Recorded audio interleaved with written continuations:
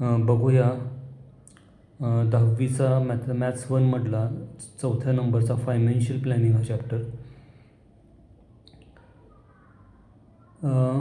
Exercise 4.1 बघण्याच्या आधी या financial प्लॅनिंगचा जो इंट्रोडक्टरी पार्ट आहे तो सुरुवातीला बघूया. तर याच्या इंट्रोडक्टरी पार्टमध्ये ज्याची सुरुवात जी होते ते GSTमध्ये. GST म्हणजे goods and service tax.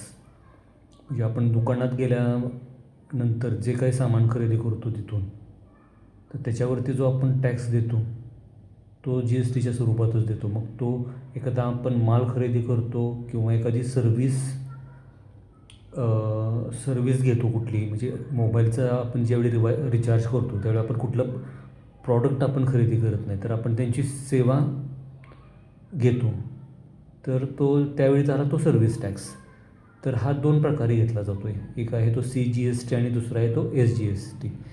CGST जो आहे तो सेंट्रल GST आहे, म्हणजे जो आपण सेंट्रल गव्हर्नमेंटसाठी देतो तो CGST. आणि आपण ज्या स्टेटमध्ये राहतो, म्हणजे आपण आता महाराष्ट्रात राहतो आहे, तर महाराष्ट्रामध्ये जो आपण टॅक्स देतो आहे तो झाला SGST. त्यालाच आपण स्टेट GST असं म्हणतो आहे. आता GST आपण देतो हा कोणत्याही दुकानामध्ये गेलो आपण किंवा तिथून माल खरेदी करतो, तर त्या दुकानाचा एक GST आयन असतो, म्हणजेच GST आयडेंटिफिकेशन नंबर. इथं जो दाखवलेला आहे GST आयडेंटिफिकेशन नंबर, त्याच्यावरून हे सगळं GSTचं रेकॉर्ड गव्हर्नमेंटला मिळत असतं. तर हा जो GST आयन नंबर आहे हा युनिक नंबर आहे. म्हणजे कोणताही शॉप असू देत, कोणताही सर्व्हिस प्रोव्हायडर असू देत, त्याच्यासाठी तो एक युनिक नंबर असतो. म्हणजे तो नंबर फक्त त्या पर्टिक्युलर शॉपसाठी किंवा फर्मसाठीच दिला गेलेला असतो. तर हा जो नंबर आहे आपलं जे आधार कार्ड आहे ते असतं 10 अल्फा न्यूमेरिकल्स असतात. त्याच्यात अल्फा न्यूमेरिकल्स आपण का म्हणतो, कारण त्याच्यामध्ये अल्फाबेट्स पण आहेत आणि न्यूमेरिकल्स पण आहेत. तर हा GST आयन जो आहे हा 15 म्हणजे 15 डिजिट्सचा अल्फा न्यूमेरिकल कोड आहे. त्याच्यामध्ये हे पहिले जे 3 पार्टमध्ये आहे, तो फर्स्ट पार्ट, सेकंड पार्ट आणि थर्ड पार्ट. याच्यामध्ये पहिले जे 2 नंबर आहेत हा त्या पर्टिक्युलर स्टेटचा कोड असतो. म्हणजे आपण आता महाराष्ट्रात राहतो आहे, तर 27 किंवा 27 हा महाराष्ट्राचा कोड आहे, त्यामुळे तो सुरुवातीला 27 हा फर्स्ट पार्टमध्ये लिहिला आहे.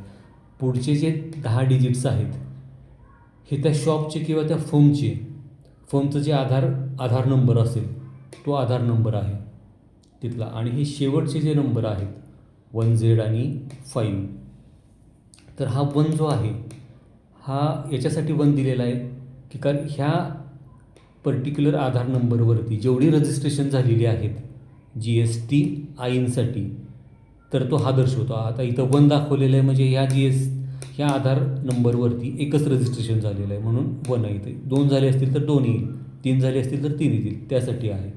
आता झेड आहे हा युनिफॉर्म आहे आणि हा बाय डिफॉल्ट झेडच आहे सगळ्यांसाठी. आणि हा 5 जो आहे हा चेक कोड आहे किंवा चेक सम डिजिट आहे. म्हणजे एखाद्याने GST भरण्यासाठी जर काही गडबड केलेली असेल तर ती चेक करण्यासाठी हा नंबर वापरला जातो. तर अशा प्रकारे हा GST आयन झाला. म्हणजे आपण GST म्हणजे काय बघितलं, त्याचे प्रकार 2 बघितले, central GST, state GST. GST ion म्हणजे काय बघितलं, तो नंबर कसा असतो ते बघितलं. आता यातला पुढचा जो पार्ट आहे तो आहे आता HSN कोड. आता जर तुम्ही दुकानातून खरेदी केलेल्या मालाचं जर बिल बघितलं तर त्याच्यामध्ये तुम्हाला HSN कोड म्हणून दिसेल सुरुवातीलाच.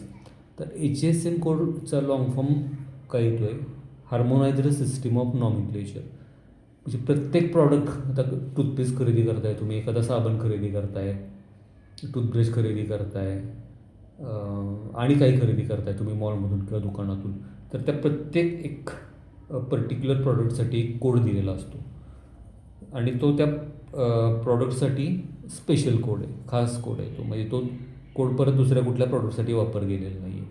समजा तो कोड एंटर केला तर तेच प्रॉडक्ट आपल्याला बिलिंगमध्ये दिसणार आहे. तो झाला HSN कोड. त्यालाच आपण फुल फॉर्ममध्ये म्हणतो आहे हार्मोनायझ्ड सिस्टीम ऑफ नॉमेनक्लेचर.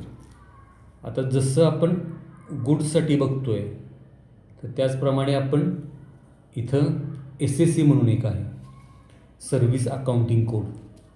मग जसा गुड्ससाठी HSN कोड आहे, म्हणजे कुठल्याही मालासाठी हा एक पर्टिक्युलर किंवा युनिक आयडेंटिफिकेशन कोड आहे, तसाच कोणत्याही सर्व्हिससाठी किंवा सर्व्हिस सेक्टरसाठी जो कोड दिलेला असेल त्याला आपण म्हणणार आहे सर्व्हिस अकाउंटिंग कोड.